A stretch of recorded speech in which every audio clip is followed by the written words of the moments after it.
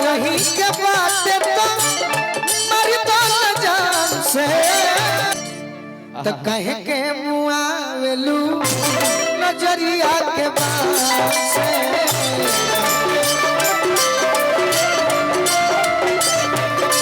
कहे के मुआवेलू नजरिया के बात से नजरिया के बात से मरही के बाटे तो मर तो न जान से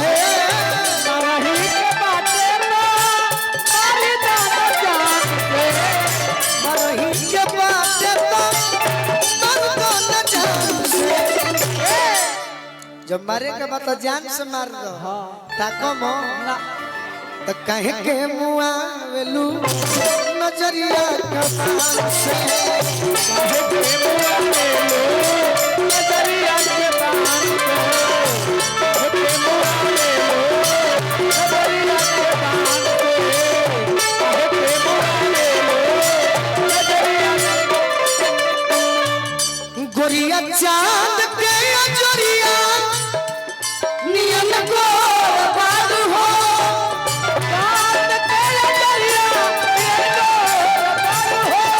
गोरिया चांद के अजरिया नियन को बात हो जो हर जोड़ पे हो गई हे बचलो बात हो जो हर जोड़ पे हो गई हे बचलो बात हो कहे के आए लो नजरिया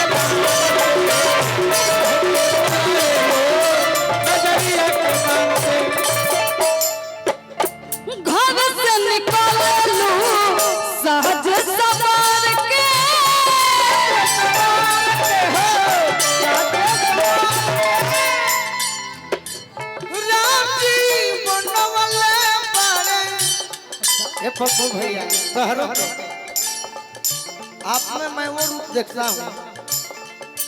सच्चाई कहता नहीं मंच पर सरस्वती बाड़ी मैं बहुत कलाकारों के जो साथ रहते हैं जिन्हें सपोर्ट करते हैं मैं मिला हूँ लेकिन मैं आप में अपने जैसे बड़े भाई को देखता हूँ आपके मन में भी छोटे भाई होंगे लेकिन आप जानिए कि आप मुझे क्या मानते हैं लेकिन आप मेरे बड़े भाई जरूर हैं क्या बात है राजी बनवले बारे सचो सपोर्ट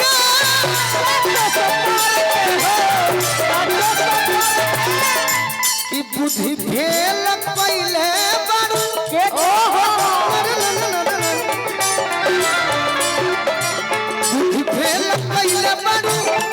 आज बुढ़ावा जवान के अच्छा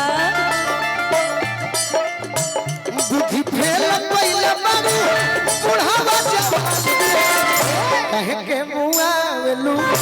नजरिया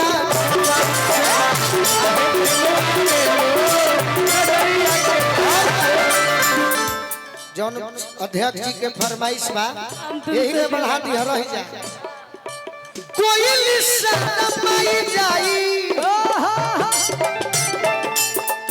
आज जतना टीम के लोग बाड़ो मैं जाना हमारा पर बजा दी बैंजू वाला भाई ढोलक बजा दी हो बैठ वाला भाई बैंजू बजा ली हो हम कुछ बजाइए ड्यूटी ना छोड़े के चाहिए कोई लिसारा पाई जाई गोरी तहरा कोरता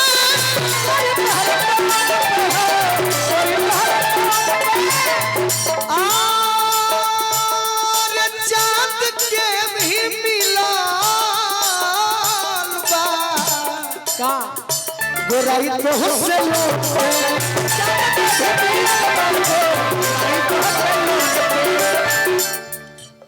अपना तू बोलू के डोलाव जनी मान के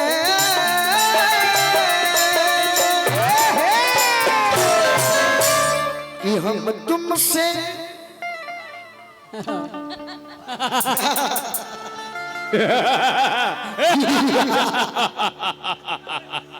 भैया ने बहुत अच्छा लाइन किया कि पागल कहले बारू बूढ़ा जवान के, लेकिन भैया हो बूढ़े में भी एक अजीब सा जोश होता है। कैसा? बूढ़े में भी एक अजीब सा जोश होता है। तन भले कछुए, तन भले खरगोश का हो, लेकिन अंदर से आत्मा, हम उल्टा कह देने का कि बूढ़े में भी एक अजीब सा जोश होता है। तन भले कछुए का हो, लेकिन अंदर से मन बड़ा खरगोश होता है। भैया ने लाइन में बड़ा बढ़िया बोल देते हैं, हमारे बूढ़ भैया भी खुश हो जाते हैं। कौन भैया? हे हमारे बूढ़ा भैया, हम तुमसे दिल लगा के, हिंदी। अच्छा इनका से हाँ आपसे, हम तुमसे दिल लगा के दिन रात रोते। मैं नहीं जानता, आप कहो।